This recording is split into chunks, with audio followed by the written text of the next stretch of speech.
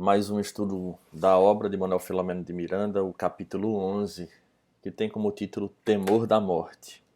É um tema bem interessante, um assunto que não é muito querido por muitos, mas observaremos o que Manuel Filomeno de Miranda nos traz. O temor da morte resulta de vários fatores inerentes à natureza humana e à sua existência corporal. Entre eles ressaltam a. O instinto de conservação da vida, que lhe constitui força preventiva contra a intemperança, a precipitação e o suicídio, não obstante desconsiderados nos momentos de superlativo desgosto, revolta ou desespero. Então, o primeiro fator que auxilia nesse temor da morte é esse instinto de conservação, que de fato faz com que lutemos por preservar a nossa existência. Letra B. A predominância da natureza animal, que nos espíritos inferiores comanda as suas aspirações, tendências e necessidades. É o predomínio da matéria em relação ao espírito, gerando, obviamente, o medo de largarmos o corpo, aquilo que adquirimos e vivenciamos na atual existência. C. O temporário ouvido da vida espiritual de onde procede, ou seja, o temporário esquecimento da vida espiritual de onde procedemos. D. O conteúdo religioso das doutrinas ortodoxas, que oferece uma visão distorcida quão prejudicial do que sucede após a ruptura dos laços materiais, elaborando um mundo de compensações em graça como em castigo, conforme a imaginação dos homens vitimados por fanatismos e alucinações.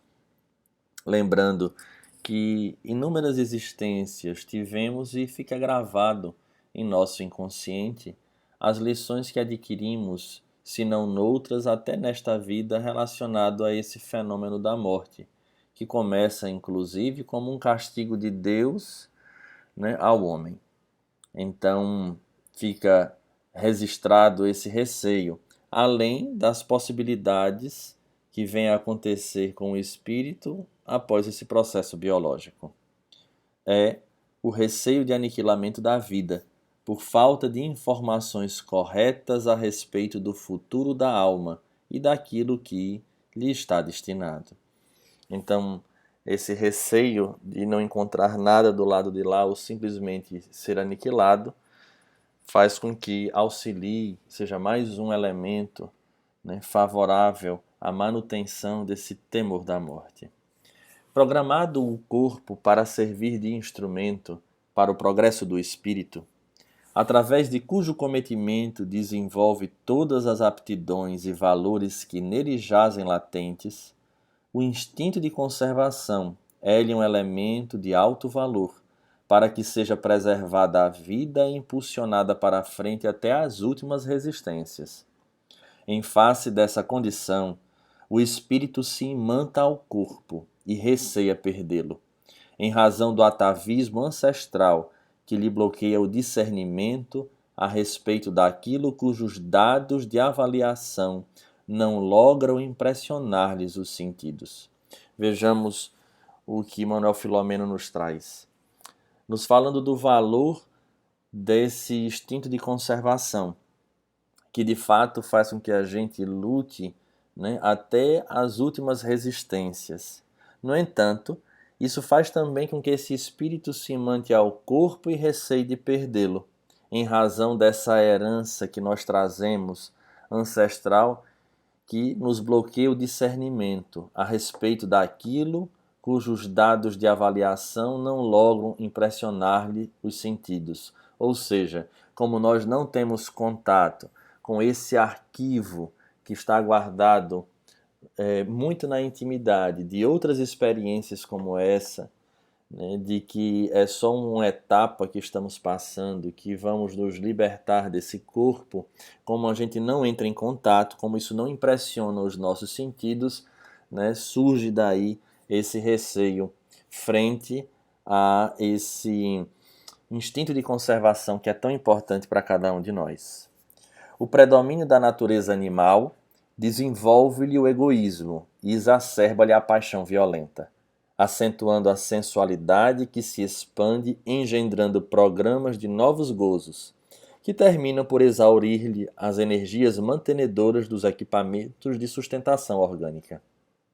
Assim, é que um leve aceno de prolongamento da vida física ao moribundo fala o sorrir e aspirar pela sua ocorrência, em injustificável apego aos despojos que lhe não permitem mais largos logros, embora lhe concedam a permanência física, às vezes em estados deploráveis, mas essa condição ainda inferior do predomínio do espírito sobre a matéria faz com que fique marcado, né, e esse desejo muito forte da vivência das coisas do terra a terra.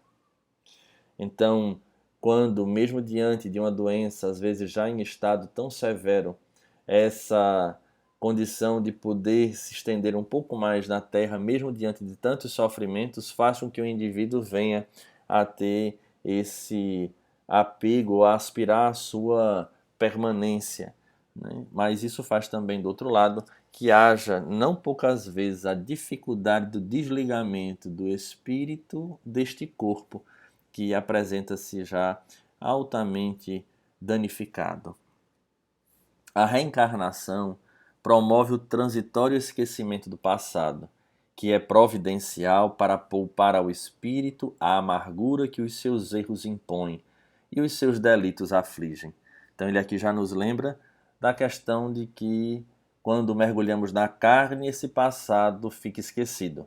E ele continua. Esse esquecimento constitui motivo de receio da morte, em razão da falta de elementos que estruturem a confiança na sobrevivência com o retorno ao mundo espiritual.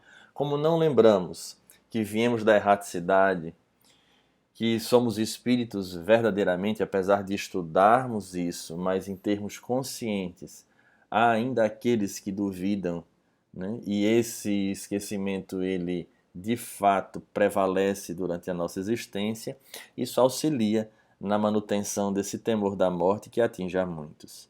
As sensações sobrepõem-se às emoções, fixando-lhe os interesses na vida física, apesar de saber da sua efêmera existência.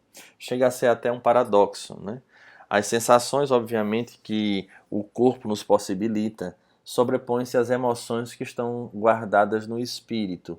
Em outras palavras, talvez até aparentemente não tenha muito a ver, mas tem a questão do Tomé, né, que é necessário acreditar, tocar, ver, sentir para crer. Então, como nós temos, obviamente, o acesso às sensações, mas as emoções do espírito nem sempre nós conseguimos separar da realidade da vida física, isso faz com que haja uma fixação no interesse dessa vida física, apesar de nós sabermos ao mesmo tempo, e aí o paradoxo, de que nossa existência é uma existência efêmera, e por mais prolongada que seja, ainda assim é curta. O estabelecimento de prêmios e punições de sabor material, nos quais as religiões do passado firmaram a estrutura da existência espiritual, tornou-a detestável, em se considerando o medo a uma justiça absurda e impiedosa, ou a indiferença por uma felicidade estanque, monótona e perpétua, que tem lugar num céu onde o amor não dispõe de recursos para socorrer o caído, nem a piedade vige em relação aos infelizes. De fato, essa estruturação, né, desse futuro na espiritualidade que as religiões tradicionais nos trazem, de certa forma aterrador, tanto na figura do inferno, bem como na figura de um paraíso monótono onde passaremos a eternidade sem fazermos nada. Fora disso, ainda há essa condição desses limites muito bem impostos, de tal forma que quem está de um lado não passa para o outro. E havendo, porventura, nessa elucubração que se faz desse futuro, alguém que nós amamos que esteja ou no paraíso, ou no inferno, ou em local diferente onde nos encontramos, e a impossibilidade de revê-los, gera, sem sombra de dúvida, um temor bastante considerável. frente ao paradoxo que é da proposta de ser um Deus de amor e essa impossibilidade que se apresenta nessas teorias. Por fim, o engodo dos sentidos anestesia a razão, levando-a a concluir que a morte deles representa a destruição da vida. Então, esse engano que os sentidos nos possibilita faz com que a nossa razão fique, de certa forma, anestesiada, né? Porque o que dá a impressão de que nós existimos é exatamente a possibilidade de usufruirmos desses sentidos. Ver, ouvir, falar, sentir, termos a inter-relação com as pessoas, isso fruto desses sentidos que nós trazemos enquanto encarnados. Porque aí muitos acham que a sede desses sentidos é o corpo físico, quando na verdade ele se estrutura no espírito. E assim ele continua, que levando a concluir que a morte deles representa a destruição da vida, arrolando o cérebro como autor do pensamento e os órgãos na condição de causa da existência do ser, o que nós sabemos que não é real. Essas potencialidades se encontram no espírito imortal. Assim, a desinformação e as concepções erradas sobre a vida futura são responsáveis pelo temor da morte, que leva muitos indivíduos a estados neuróticos lamentáveis, como a comportamentos alucinados, nos quais buscam o esquecimento, fugindo da sua contingência enganosa.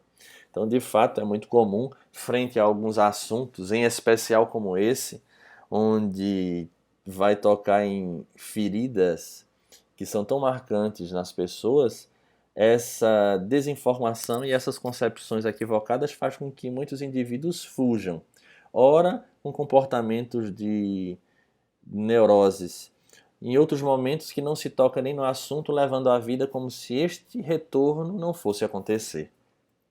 É inata, todavia, em todos os seres, a ideia da sobrevivência do espírito, a disjunção molecular do corpo cadaverizado. A intuição do futuro sempre esteve presente em todos os povos, desde os mais primitivos, estabelecendo de alguma forma um código ético de comportamento que previne o homem e o prepara para o encontro com a consciência após o traspasse. Então vamos observar que em toda a história da humanidade não tivemos uma sociedade de ateus, não só na questão da crença numa força superior, mas também nesse sentido de não acreditar na existência do espírito e na continuidade da vida após a vida. Nunca houve uma sociedade que fosse totalmente cética. E assim, essa intuição, né, do futuro sempre esteve presente em todos eles, desde os mais primitivos. E o mais interessante é que desde lá observamos o estabelecimento de formas, de códigos, de livros sagrados que de alguma maneira buscam preparar o homem para esse retorno. Nos indivíduos imediatistas, aferrados aos prazeres físicos, o medo da morte é maior, em face das sensações que o escravizam à matéria, fazendo-o recear a perda dos gozos em que se comprazem. E aqui lembramos, né, quando se fala nesses indivíduos imediatistas e aferrados aos prazeres físicos, nós vamos além da questão só de vivência. Mas há indivíduos que se prendem a objetos, a pessoas, a ideais e voltam, e esses ideais, repito, né, esclareço, frequentemente materialistas, faz com que o indivíduo se aferre cada vez mais, se chumbe cada vez mais na terra, quando na verdade o ideal seria transcender esse contexto. Afinal de contas, a morte, nós nos deparamos com ela frequentemente, seja de conhecidos, de colegas nos jornais, nas próprias redes sociais, de tal maneira que nos mostra que é uma realidade, que chama a atenção. Então, os indivíduos, todos nós deveríamos estar atentos para trabalharmos esse conteúdo praticamente todos os dias. À medida, porém, que se aclaram os enigmas em torno da realidade pós-mortem, em que os fatos demonstram o seu prosseguimento, oferecendo uma visão correta sobre a sua continuação. O temor cede lugar à confiança, e as dúvidas são substituídas pela certeza da perenidade do ser, que se sente estimulado a preparar, desde então, esse futuro, no qual a felicidade possui uma dinâmica que fomenta o progresso incessante, em decorrência do esforço empreendido por quem deseja alcançá-lo. Então, à medida em que esses enigmas são sendo esclarecidos, esse temor vai cedendo pouco a pouco o lugar à confiança. E essas dúvidas são substituídas pelas certezas da perenidade do ser. Através não só dos fenômenos mediúnicos, nem dos conteúdos trazidos pela doutrina espírita, mas através de várias outras lições, de outras religiões inclusive, que apresentam esse fenômeno, né, a continuidade da vida como algo real. E quando saímos da seara das próprias religiões e partimos em relação a algumas correntes científicas, perceberemos que cada dia mais se comprova a realidade da continuidade dessa existência. Por exemplo, os tratamentos de terapia de vidas passadas, as experiências de quase morte, de tal maneira que vamos nos munindo pouco a pouco de conteúdos comprovados que basta o indivíduo ir atrás, querer acessar, que ele vai modificando esse panorama interior. Essa convicção leva o homem a uma mudança de metas, que passa a conquistar, esforçando-se pelo trabalho no presente com os olhos postos no futuro. Então, à medida em que nós vamos entendendo que somos espíritos, que essa realidade pós-existência física, ela será conforme aquilo que nós alcançamos e o que fizemos de positivo e negativo na existência, faz com que o homem desperte para essa realidade, entendendo-se numa experiência transitória, mas ao mesmo tempo preparatória para esse futuro. A saudade dos afetos que o precederam na viagem de volta não mais dilacera, porquanto a certeza do reencontro faz que novos estímulos tomem corpo, executando um programa de promoção para credenciá-lo à convivência ditosa. É, no mínimo, interessante quando nós observamos, diante do falecimento, do desencarne de determinadas pessoas, outros que aqui permanecem em total desespero, como se o fenômeno da morte não atingisse. Obviamente que são os instantes muito próximos ao fato que faz com que a razão permaneça durante um certo tempo obscurecida, obnubilada, né, que seria os períodos, né, iniciais ali sem a presença da pessoa. Indiscutivelmente a saudade vai perseguir, vai compor a existência. No entanto, ela não traz essa característica de revolta, dilaceradora, como coloca aqui Manuel Filomeno, porque de alguma forma nós sabemos que é uma questão de tempo e, aproveitando, passamos a executar um programa onde nos promovemos para chegarmos nessa realidade do espírito mais bem aquinhoados. Graças a esta emulação, graças a este estímulo, todos os esforços são aplicados com direcionamento positivo, ensejando coragem para a luta e ânimo para vencer o cansaço, ou quaisquer outras dificuldades que intentem obstaculizar-lhe a marcha. Então vamos superando aqui e acolá, porque à medida que desenvolvemos a lucidez quanto a este fenômeno e a esse futuro, mais convictos, mais empenho teremos em superar as nossas dificuldades. O conhecimento dos objetivos imediatos da vida e a identificação dos valores jacentes no espírito, mediante a concentração no ser real, fazem que a perda do envoltório físico não signifique quase nada em relação à sobrevivência doadora de todas as bênçãos a que se pode aspirar. Então, o conhecimento desses objetivos remotos da vida, desses objetivos um pouco mais adiante, e a identificação desses valores que vigem, né, na realidade do espírito, fazem com que a perda desse envoltório físico ele não signifique agora tanto, tendo em vista que o ser real ele é perene e que o corpo nada mais é do que o veículo desse espírito para a sua manifestação de forma mais objetiva nesse processo existencial. Enquanto perdura o fenômeno orgânico, as impressões da vida espiritual são fugazes, incompletas. Obviamente, porque há uma prevalência do corpo em relação do espírito. Na razão, entretanto, em que diminui os impositivos da matéria sobre a alma, ampliam-se-lhe as percepções do mundo causal, dando origem a um secreto desejo de despojar-se do fardo que pesa, às vezes com altas cargas de miséria e de dor. Então, a partir do momento em que essa matéria de alguma forma diminui as imposições sobre a alma por sua vez ela vai ganhando em percepção, vai ganhando em expansão, dando origem a um secreto desejo de despojar-se do fardo que pesa.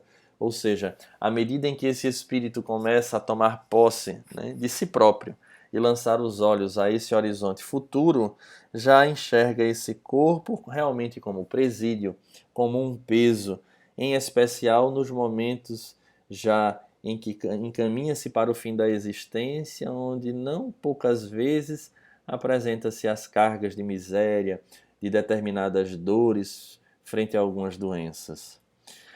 Aqueles que na vida física apenas depositam todas as aspirações e necessidades, temem perdê-la, aferrando-se com desespero às suas exigências em prejuízo da libertação, que se lhes torna penosa e demorada.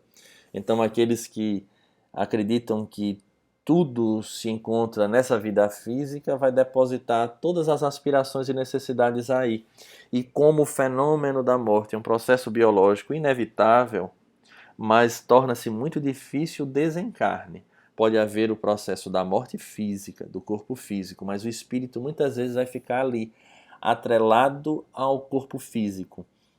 Obviamente, tornando esse processo de desligamento muito penoso, muito demorado, quando temos a possibilidade de, desde já, trabalharmos essa realidade, né, do espírito e daquilo que nos espera mais adiante. O exercício mental e o natural desapego das ilusões favorece a confiança na sobrevivência, anulando o injustificável medo à morte. Então vejamos lá, o exercício mental e o natural desapego das ilusões são dois itens que nós devemos prestar bastante atenção. Exercício mental e desapego das ilusões. É desafiador, né? Nos dias de hoje em especial, onde a vida nos convoca a nossa atenção para tantas situações, menos para meditações tão nobres. E nesse quesito, né, do desapego das ilusões, mais ainda, porque de fato a vida, se formos olhar mesmo em essência, ela é um somatório de ilusões. Porque devemos lembrar que de fato tudo em termos de matéria permanecerá aqui. O Evangelho segundo o Espiritismo nos fala, né? Só é verdadeiramente nosso aquilo o que daqui pudermos levar. Então, esse exercício mental e essa busca de desapegar-se dessas ilusões é o desafio do cotidiano que temos como tarefa para passarmos por esse fenômeno de uma melhor maneira. Para tanto, faz-se mistério o amadurecimento íntimo, que decorre da vivência equilibrada e do conhecimento, que o estudo e a experiência propiciam. Então vejamos, para a realidade do exercício mental, para a condição do desapego das desilusões, faz-se mistério o amadurecimento íntimo, que decorre dessa vivência equilibrada e do conhecimento que o estudo e a experiência propiciam, ou que resulta do sofrimento, o grande e oportuno fiador dos que se encontram encarcerados anelando pela libertação. Vejamos esses mecanismos que nós podemos utilizar para atingir esse fenômeno de superação do medo à morte, né? Então, fica aí essa necessidade que temos, né, da vivência equilibrada, desse estudo que cada vez nos fala mais da realidade do espírito, ou também das experiências, né, que a vida vem nos colocando, em especial do sofrimento, que a dor é aquela que iguala todos os indivíduos, dando a mesma possibilidade de meditação e de uma recondução ou reavaliação da própria existência. O homem deve pensar na morte conforme pensa na vida. Se formos falar isso para as pessoas, muitos irão se assustar ou dizer que estamos em processos psicopatológicos, né? Mas, de fato, o homem deve pensar na morte conforme pensa na vida. Talvez, se nós pensássemos na morte, melhor viveríamos a vida, desprendido de tantas exigências em relação a nós próprios e, em especial, em relação aos outros, fazendo questão de tantas coisas, de presença, de objetos, às vezes as famosas picuinhas, né? Aquelas cobranças que vão transcendendo a razão e chegando a uma condição quase que neurótica, né? De ficar nesse processo de cobrança a diversas pessoas, as situações, porque na medida em que vamos despertando a consciência para essa realidade da morte, vamos, obviamente, reavaliando os valores e a importância das coisas, das pessoas. Então, de fato, o homem deve pensar na morte conforme pensa na vida. Cada dia que passa no calendário terrestre, adicionando-lhe tempo à existência física, é-lhe um a menos que o aproxima do portal da morte. Então, a cada dia que nós acordamos no corpo físico, ao invés de ser mais um, talvez nós possamos contar menos um. Substituir o medo pela expectativa de como será a vida mais tarde. Substituir a incerteza pela conscientização do prosseguimento espiritual. Deve ser um programa bem elaborado para ser vivido com tranquilidade no dia a dia que faz parte do seu peregrinar evolutivo. Então, fazer essa substituição não é fazer de conta que ele não existe, porque isso é jogar para debaixo do tapete e talvez diante do nosso momento venhamos a entrar em desespero. Mas é necessário aquele exercício mental de ir substituindo a incerteza pela conscientização desse prosseguimento espiritual. E esse programa deve ser vivenciado, mas também trabalhado cotidianamente, para que mais uma vez venhamos a enfrentar, agora provavelmente de maneira mais tranquila, esse fenômeno natural, biológico. A vida espiritual, assim, perde para ele o seu caráter hipotético, para tornar-se uma realidade, na qual penetra desde antes da morte, através dos fenômenos mediúnicos que lhe propiciam essa convicção, especialmente com o intercâmbio dos sempre vivos, que o vem emular na preparação da equipagem para o inevitável processo de retorno, que se dá através do mecanismo da morte biológica. Então vejamos, né, que à medida em que faz-se esse preparo, ela deixa de ter o caráter hipotético, a vida futura, e passa a ser uma realidade. Principalmente naqueles indivíduos portadores da mediunidade ou que têm a possibilidade de conversar com os sempre vivos, que vêm emular, estimular na preparação para esse processo inevitável do retorno, que se dá através do mecanismo da morte biológica. Até o próximo encontro.